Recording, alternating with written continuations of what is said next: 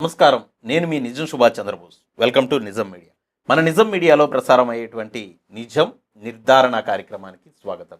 ఈరోజు నిజ నిర్ధారణలో భాగంగా తెలంగాణ రాష్ట్రంలో కాంగ్రెస్ ప్రభుత్వం మాదిగల్ని మోసం చేస్తుందా, మాదిగలతో పాటు వర్గీకరణ కోరుకునే ఎస్సీల్లో ఉన్న అన్ని ఉపకులాలను మోసం చేస్తుందా, గ్రూప్ 1, గ్రూప్ 2, గ్రూప్ 3 ఉద్యోగ నియామకాల్లో ఎస్సీ వర్గీకరణ చట్టం రాకముందే ఆ ఉద్యోగాలను భర్తీ చేసి మాదిగల నోట్లో ఉపకులాల నోట్లో మట్టి కొట్టాలని చూస్తుందా? ఈ అంశాన్ని మనం నిజాన్ని నిర్ధారించుకునేటువంటి ప్రయత్నం చేద్దాం. ఇకపోతే గతంలో ఒకసారి 2000 సంవత్సరంలో చంద్రబాబు నాయుడు గారు వర్గీకరణ చట్టం చేశారు. ఆ వర్గీకరణ చట్టంలో ఈ విధంగా పెండింగ్లో ఉన్నటువంటి ఉద్యోగాల విషయాల్లో కానీ, విద్యా ప్రవేశాల విషయాల్లో కానీ ఏ విధంగా వర్గీకరణ చట్టం అమల్లోకి వస్తుందని ఒక పాయింట్ తెచ్చాడు. ఆ పాయింట్ ఏ విధంగా ఉంది, ఇప్పుడు ఆ పాయింట్ కాంగ్రెస్ పార్టీ ఎందుకు తీసుకోవటం లేదు, కాంగ్రెస్ పార్టీ ఆ విధంగా ఎందుకు ముందుకెళ్ళటం లేదనేది, ఆ విషయాన్ని కూడా మనం నిజాన్ని నిర్ధారించుకునేటువంటి ప్రయత్నం చేద్దాం. అయితే ఇక్కడ ఒక అంశాన్ని మీరు తేటగా గమనించండి. చాలా క్లిష్టమైనటువంటి అంశాన్ని మనం మాట్లాడుకుంటున్నాం, చాలా సున్నితమైనటువంటి అంశాన్ని మనం మాట్లాడుకుంటున్నాం. చట్టాలతోటి, ఆధారాలతోటి, సమాజంలో ఉన్న పరిస్థితులతోటి గ్రూప్ 1, గ్రూప్ 2, గ్రూప్ 3 ఉద్యోగాల్లో ఎస్సీ వర్గీకరణ అనేది ఇంప్లిమెంట్ జరగాలంటే మనము ఏం చేయాలనేటువంటి అంశాల గురించి మనం చర్చించుకుంటున్నాము. ఇక వీడియోలోకి వెళ్ళబోయే ముందు కింద నా నెంబర్ డిస్ప్లే అవుతుంది. నా నెంబర్కి నిజం మీడియాకి స్క్రీన్ కోసము మీ వంతుగా నిజం మీడియాని అభిమానించేటోళ్ళు, నిజం మీడియాని గౌరవించేటోళ్ళు, నిజం 10 మందికి చేరాలనుకునే వాళ్ళు మాత్రమే ఫోన్పే ద్వారా కానీ, గూగుల్ పే ద్వారా కానీ మీ ఆర్థిక సహకారాన్ని అందించండి. మళ్ళా ఈ మాటను అండర్లైన్ చేసుకోండి. నిజాన్ని బ్రతికించాలి, నిజాన్ని గౌరవించాలి, మనోడు నిజాలే చెప్తాడని భావించే వాళ్ళు మాత్రమే మీ ఆర్థిక సహకారాన్ని అందించండి. చంద్రబాబు నాయుడు గారు చేసినటువంటి ఈ చట్టం మీరు గూగుల్లో సెర్చ్ చేసుకోండి. యాక్ట్ నెంబర్ 20/2000 అనేటువంటిది కొట్టండి, గూగుల్లో మీకు వస్తుంది. వచ్చిన తర్వాత నెంబర్ 4లో చూడండి. ఆ నెంబర్ 4లో ఈ పెండింగ్లో ఉన్నటువంటి నియామకాలకి, ఉద్యోగాలకి సంబంధించినటువంటి నిబంధనను అక్కడ చేర్చారు. అది ఇంగ్లీష్లో ఉంటుంది. నేను దాన్ని తర్జుమా చేసి ఒక్క పదం కూడా అటు ఇటు కాకోకుండా తెలుగులో మీకు డిస్ప్లే చేసి చదివి వినిపిస్తాను. ఒకసారి జాగ్రత్తగా దీన్ని గమనించండి. పాయింట్ నెంబర్ 4 చూడండి. పెండింగ్లో ఉన్న విషయాలకు చట్టం యొక్క వర్తింపు అనేది టైటిల్. చూస్తే పబ్లిక్ సర్వీస్లో ఏదైనా నియామకం కోసం లేదా రిజర్వేషన్ నియమావళికి లోబడి ఏదైనా విద్యా సంస్థలో ఏదైనా సీటులో ప్రవేశం కోసం ఎంపిక చేయడానికి ఏదైనా నోటిఫికేషన్ లేదా ప్రకటన లేదా ఏదైనా ఇతర ప్రక్రియలలో ఏదైనా ఇప్పటికీ ఈ చట్టం యొక్క నిబంధనలు అటువంటి నియామకం లేదా అడ్మిషన్లకు వర్తిస్తాయి. క్లారిటీగా ఉంది కదా? ఓకే, అయితే ఎలా వర్తిస్తాయి అనేది చూడండి. అయితే ఈ చట్టం ప్రారంభానికి ముందు చేసిన నియామకాలు, అంటే చట్టం అమల్లోకి రాకముందు చేసిన నియామకాలు లేదా అడ్మిషన్లకు పక్షపాతం లేకుండా నోటిఫికేషన్ లేదా అడ్వర్టైజ్మెంట్ లేదా ప్రొసీడింగ్ కింద అడ్మిషన్లపై అన్ని నియామకాలకు సంబంధించి అటువంటి నియామకాలు లేదా అడ్మిషన్లు పూర్తి కానట్లయితే, అండర్లైన్ చేసుకోండి, అటువంటి నియామకాలు లేదా అడ్మిషన్లు పూర్తి కానట్లయితే, దీన్ని బాగా అండర్లైన్ చేసి పెట్టుకోండి, మీరు రాసుకోండి కావాలంటే, ఈ చట్టంలోని సెక్షన్ 3లోని నిబంధనలు అమల్లోకి వస్తాయి లేదా సందర్భానుసారంగా కొనసాగుతుంది. ఓకే, ఇక్కడ 2 అంశాలు మీరు క్లారిటీగా గమనించండి. ఒకటి, చట్టం వచ్చిన తర్వాత అప్పటికే పెండింగ్లో ఏమన్నా నియామకాలు కానీ విద్యా ప్రవేశాలు కానీ ఉంటే ఖచ్చితంగా వాటిలో అమలు చేసుకోవచ్చు. చట్టం వచ్చే నాటికి నియామకాలు గనక అయిపోయినాయి అనుకోండి, వాటిలో మాత్రం ఇది అమలు చేసుకోవడానికి అవకాశాలు లేవని చంద్రబాబు నాయుడు గారు ప్రత్యేకంగా పెట్టినటువంటి పాయింట్లో కూడా క్లియర్గా అర్థమవుతుంది. అయితే మనం ఇక్కడ గమనించవలసినటువంటి అంశం ఏంటంటే, కాంగ్రెస్ పార్టీ ఒకవైపున వర్గీకరణ చేయడానికి అసెంబ్లీ సమావేశాలు పెట్టి చట్టరూపం దాలుస్తున్నామని చెప్తూనే మరోవైపున గ్రూప్ 1, గ్రూప్ 2, గ్రూప్ 3తో పాటు ఇంకొన్ని ఉద్యోగాలను నియమించాలనేటువంటి నిర్ణయాలు తీసుకొని వాటికి డేట్లు ఇచ్చుకుంటూ ఫలితాలు రిలీజ్ చేసుకుంటూ వస్తుంది. అయితే ఇక్కడ మీరు ఒక అంశాన్ని గమనించండి. ఓకే, ఈ చట్టాన్ని ఈ రూపంలో తీసుకొచ్చి ఈ క్లాజ్ని చేర్చినప్పుడు చంద్రబాబు నాయుడు గారి యొక్క ప్రభుత్వంలో గ్రూప్ 1, గ్రూప్ 2, గ్రూప్ 3కి సంబంధించినటువంటి నియామకాలు లేవు. ఈ పాయింట్ ఈ క్లాజును తెచ్చినప్పుడు ఈ గ్రూప్ 1, గ్రూప్ 2, గ్రూప్ 3 నియామకాలు లేవు. కొన్ని విద్యారంగ ప్రవేశాల్లో మాత్రం ఈ పాయింట్ వెసులుబాటుగా మాదిగలకు ఉపయోగపడింది అనేది నిజం. చట్టం తెచ్చాడు ఆయన. చట్టంలో ఇంకా మాదిగల మీద అమితమైనటువంటి ప్రేమతోటి ఇంకా ఏమన్నా అవకాశాలు పెండింగ్లో ఉన్న వాటికి కూడా వర్తింపచేయాలని ఈ పాయింట్ తెచ్చాడు. 100% ఆ రోజున అది మాదిగలకు మేలు చేసే విధంగా ఉపయోగపడింది. అందుకు చంద్రబాబు నాయుడు గారికి ధన్యవాదాలు మనం చెప్పాలి. అయితే ఇక్కడ మీరు గమనించండి, చట్టం చేయడానికి లేట్ చేస్తూ, చట్టమేమో లేట్ చేసి ప్రవేశాలకు సంబంధించినటువంటి ఫలితాలన్నీ కాంగ్రెస్ పార్టీ ఇస్తుంది. దీనిలో ఎవరెవరి పాత్రలు ఎంత ఉన్నాయనేది మనం ఒకసారి చూద్దాం. మందకృష్ణన్న అంటున్నాడు, ఒకసారి కృష్ణన్న యొక్క ఆవేదన, బాధకు సంబంధించి ఆయన మాట్లాడినటువంటి మాటలు ఆ వీడియోలో నేను ఒక 2 నిమిషాలు మీకు 1 నిమిషమే వినిపించేటువంటి ప్రయత్నం చేస్తాను, చూడండి. ఒక 10 ఏళ్ళుగా ఫలితాలు ప్రకటించాలి కదా, 10 ఏళ్ళుగా ప్రకటించడానికి సమయం అయితే పట్టింది కదా, మరి ఒక 10 ఇక్కడ 1 నిమిషం 10 ఏళ్ళుగా ఫలితాలు ప్రకటించలే. నేను ముందే చెప్పాను, చంద్రబాబు నాయుడు గారు ఆ చట్టం తెచ్చినప్పుడు, ఆ పాయింట్ పెట్టినప్పుడు గ్రూప్ 1, గ్రూప్ 2, గ్రూప్ 3 నోటిఫికేషన్లు లేవు, ఆ ఉద్యోగాలు భర్తీ జరగలేదు, తర్వాత వచ్చాయి. అయితే ఇక్కడ 10 ఏళ్ళగా ఫలితాలు రాలేదు అంటున్నాడు కృష్ణన్నే. అంటే మీరు క్లియర్గా ఒకటి గమనించండి, ఈ ప్రభుత్వం ఇచ్చినటువంటి నోటిఫికేషన్లు ఇవి కావు. గ్రూప్ 1, గ్రూప్ 2లో మీరు గమనించండి, ఈ గ్రూప్ 2కు సంబంధించినటువంటి ఎగ్జామ్స్లో ప్రిలిమ్స్ ఉంటాయి, మెయిన్స్ ఉంటాయి, ఇంటర్వ్యూస్ ఉంటాయి. అంటే ఈ ప్రక్రియ మొత్తము ఉమ్మడి రిజర్వేషన్ల ద్వారా జరిగింది. ఎస్సీ, ఏబీసీ అప్పుడు లేదు, ప్రిలిమ్స్ జరిగినప్పుడు లేదు, మెయిన్స్ సెలెక్ట్ అయినప్పుడు లేదు.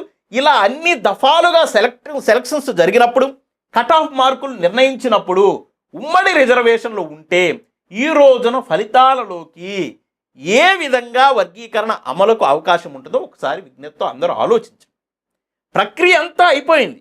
ప్రక్రియ అంతా అయిపోయిన తర్వాత ఎవరో గవర్నమెంట్ ఇచ్చినటువంటి నోటిఫికేషన్లకి ప్రక్రియ పూర్తయిన తర్వాత ఈ రోజున ఎస్సీ వర్గీకరణ దానిలో ఇంప్లిమెంట్ చేయడం అనేటువంటిది సాధ్యపడేటువంటి అంశమో ఒకసారి ఆలోచించండి.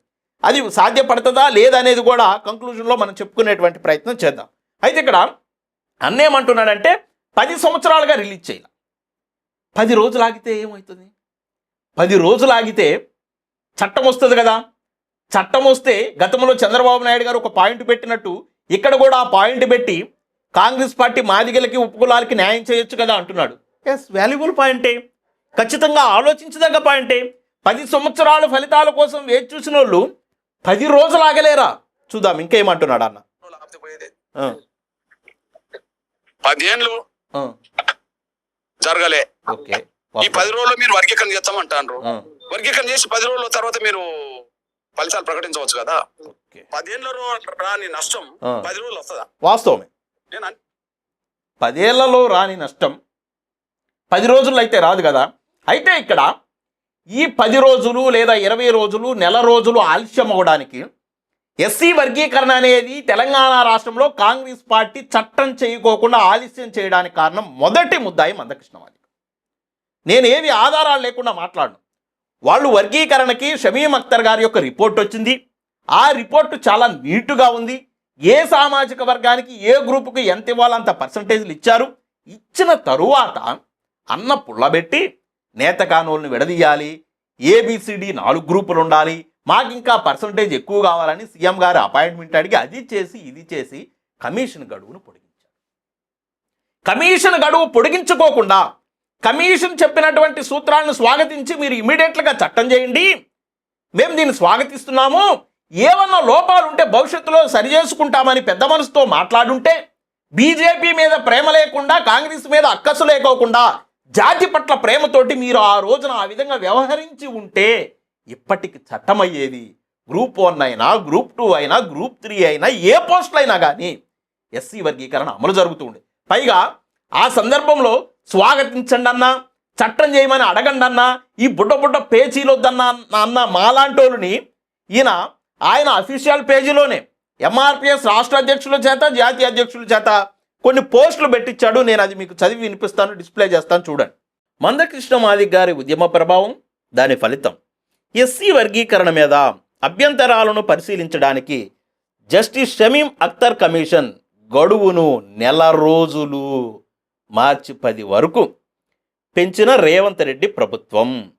శ్రీ మందకృష్ణ మాదిగ గారి విజ్ఞప్తిని పరిగణలోనికి తీసుకొని ఈ నిర్ణయం తీసుకున్న రేవంత్ రెడ్డి ప్రభుత్వం. చూడండి పెట్టి కింద మీరు గమనించండి. కుక్కలు అరిస్తే ఏక కూడా కదలదు, సింహం గర్జిస్తే రాజ్యం వణుకుతుంది. మాదిగ రిజర్వేషన్ పోరాట సమితి, గోవింద్ నరేష్ మాదిగ, ఎంఆర్పిఎస్ రాష్ట్ర అధ్యక్షులు, తెలంగాణ. ఏనా ఏంటిది? సింహం గర్జించింది, నెల రోజులు కమిషన్ గడువు పొడిగించారు. ఇప్పుడు 10 రోజుల కోసం దేక్కోవాల్సి వస్తుంది. 10 రోజుల కోసం మాదిగ విద్యార్థులు, మాదిగ సమాజము ఈ రోజున రిలే నిరాహార దీక్షలు చేస్తుంది. ఉస్మానియా యూనివర్సిటీలో కనీసం నీడన నిరాహార దీక్షలు చేసే అవకాశం కూడా వాళ్ళకి లేకుండా ఎండలో చేస్తున్నారు. కారణం ఎవరు? గర్జించిన ఈ సింహము ఇప్పుడు అంటున్నాడుగా మళ్ళీ 11 ఇవేం మాట్లాడట్లా, మేము పాతదాన్నే స్వాగతిస్తున్నాం, ఆ 9నే స్వాగతిస్తున్నాము, ముందు చట్టం చేయండి అని చెప్పేసి ఇప్పుడు అడుగుతున్నాడు. అప్పుడు ఏమైపోయింది ఆ జ్ఞానం?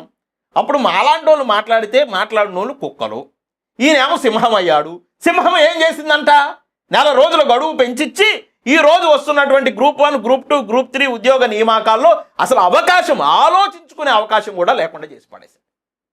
ఏదన్నా చంద్రబాబు నాయుడు గారు ఒక 4వ నెంబర్లో తెచ్చినట్టు ఆ నిబంధన తేవడానికి కూడా అవకాశం లేకోకుండా చేసి పడేసి ఇప్పుడు ఏం చేయాలి మనం? తప్పు ఎవరిదనాలి? అడుగడుగున కాంగ్రెస్ పార్టీ ఎస్సీ వర్గీకరణకు అనుకూలంగా ముందుకెళ్తున్నటువంటి ప్రతి సందర్భంలో ఏదో ఒక పేరుతో మీటింగులు పెట్టడం, ప్రెస్ మీట్లు పెట్టడం, బీజేపీని పొగట్టడం, కాంగ్రెస్ పార్టీని తిట్టడం. సుప్రీంకోర్టు జడ్జిమెంట్ వచ్చిన వెంటనే సుప్రీంకోర్టు ముందు మొదలుపెట్టి వర్గీకరణ అయిపోయిందని చెప్పేసి బీజేపీ పార్టీ నరేంద్ర మోడీ గారు అమిత్ షా గారికి కృతజ్ఞతలు చెప్పి ఒక ర్యాలీనే నిర్వహించారు అన్నగారు వర్గీకరణ అయిపోయినట్టు.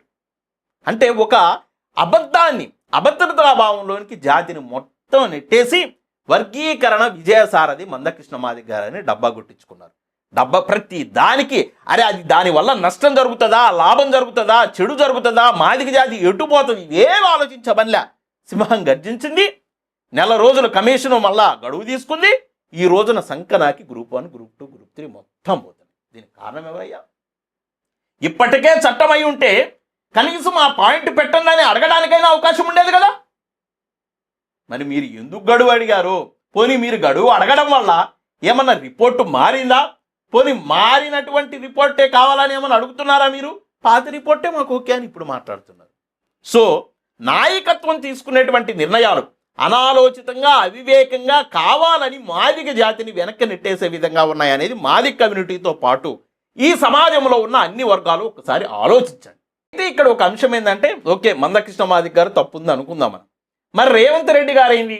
రేవంత్ రెడ్డి గారు దామోదర్ రాజనరసింహం గారిని, మిగతా మాదిగ ఎమ్మెల్యేలని పక్కన పెట్టుకొని అసెంబ్లీ సాక్షిగా ఒక ప్రామిస్ అయితే చేశాడు కదా. ఆయన ప్రామిస్ని నిలబెట్టుకోవాలి కదా. ఒకసారి ఆ ప్రామిస్ని క్షుణ్ణంగా మనం విందాం. ఎందుకంటే నిజం ఎప్పుడు నిజంగానే ఉండాలి, నిజాయితీగానే ఉండాలి.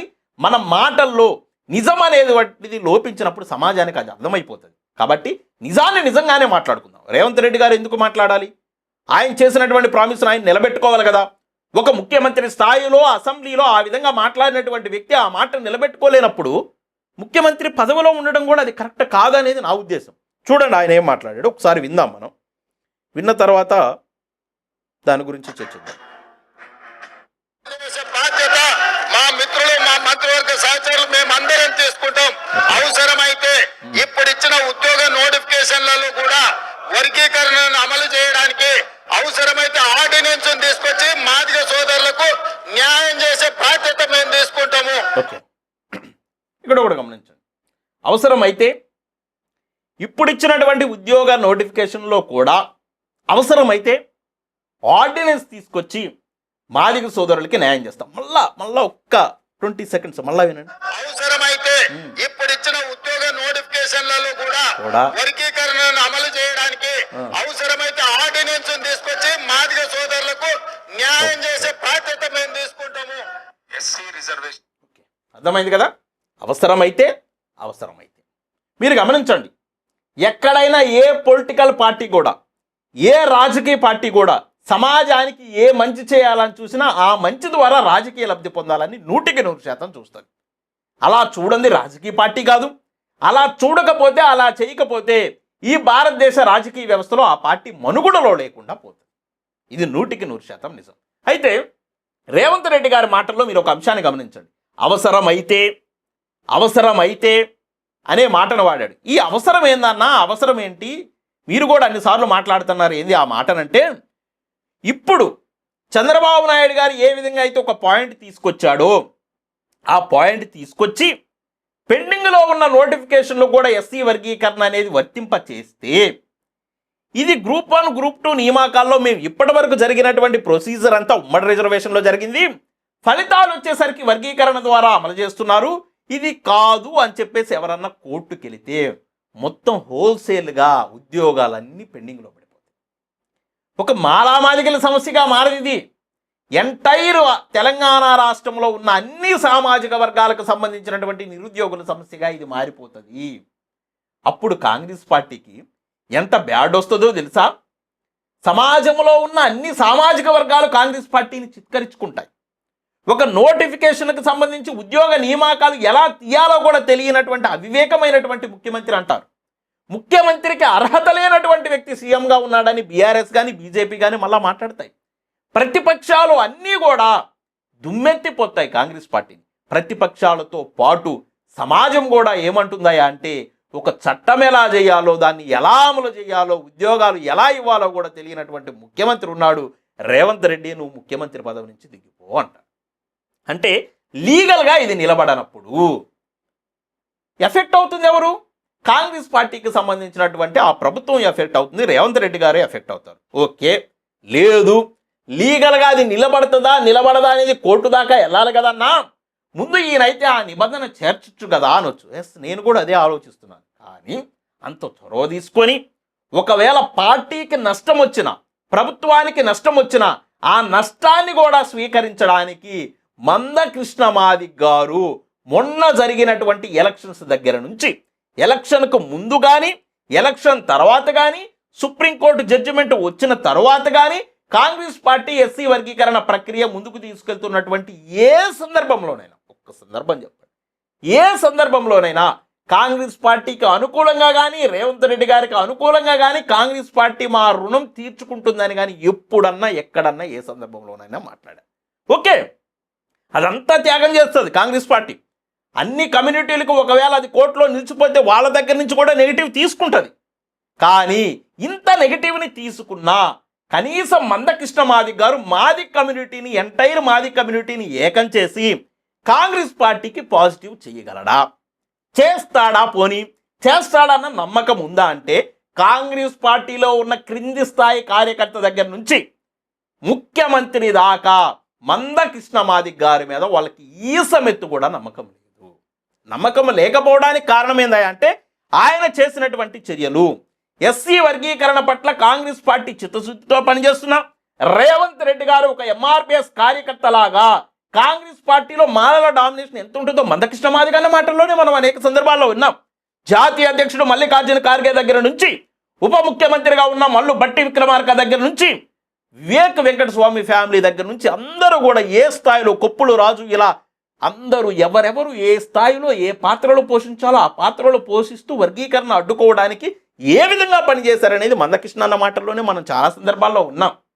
కానీ ఆ స్థాయిలో మాలల డామినేషన్ కాంగ్రెస్ పార్టీలో ఉన్నాం, ఆ స్థాయిలో అడ్డుకునేటువంటి మాల నాయకులు ఉన్నాం, అన్ని రకాలుగా కాంగ్రెస్ పార్టీలో వాళ్ళు పాతుకుపోయి ఉన్నా కానీ రేవంత్ రెడ్డి గారు మాదిగలకు ఇచ్చినటువంటి మాట కోసం, మాదిగల త్యాగాలను చూసి, మాదిగల ఉద్యమాన్ని చూసి, మాదిగలది న్యాయమైనటువంటి పోరాటం, వాళ్ళకి న్యాయం చేయాలి అని చెప్పేసి నిలబడి కొట్లాడి వాటన్నిటిని, ఆ ఒత్తిళ్లనన్నిటిని తట్టుకొని వర్గీకరణ ప్రక్రియని ముందుకు తీసుకెళ్తూ ఉంటే, వర్గీకరణ చట్టం తేబోతూ ఉంటే ఆ వ్యక్తికి మాదిగ కమ్యూనిటీ కానీ మందకృష్ణ మాదిగ గారు కానీ ఎంత అండగా నిలబడాలి? ఒకవైపున నువ్వు అండగా నిలబడకపోతుంటే, అండగా నిలబడకపోగా విమర్శిస్తూ బీజేపీకి అనుకూలంగా మాట్లాడుతుంటే, వాళ్ళకు అనుకూలంగా గత ఎలక్షన్లో ఎన్నికలేసినటువంటి మాలలేము, గత ఎన్నికల్లో ఓట్లేసినటువంటి మాలలేము ఈ రోజున వర్గీకరణ చేస్తున్నారని వాళ్ళు దూరం అయిపోతున్నాం. మరి అలాంటి సందర్భాల్లో నువ్వు చేసేటువంటి ఈ వికృత క్రియల వల్ల, నువ్వు చేసేటువంటి ఈ అసాంఘికమైనటువంటి చర్యల వల్ల కాంగ్రెస్ పార్టీ 10 రోజులు ఆపి ఈ చట్టం వచ్చిన తర్వాత ఆ నిబంధనను చేర్చుకోకుండా ఈ రోజున మాది కమ్యూనిటీని సజీవంగా మోసం చేస్తున్నట్టుగా మనకు కనపడుతుంది. కారణం ఎవరు? సుప్రీంకోర్టు ఒక జడ్జిమెంట్ ఇచ్చింది. ఆ జడ్జిమెంట్ను పట్టుకొని రేవంత్ రెడ్డి గారికి వచ్చి ఆ చట్టం అమలయ్యేంత వరకు అహర్నిశలు నువ్వు కృషి చేస్తూ కాంగ్రెస్ పార్టీ చుట్టూ తిరుగుతూ రేవంత్ రెడ్డి గారు చుట్టూ తిరుగుతూ ల్యాబింగ్ చేసి మన సమస్యను బయటపడేసుకో. అది కదా చేయాల్సింది.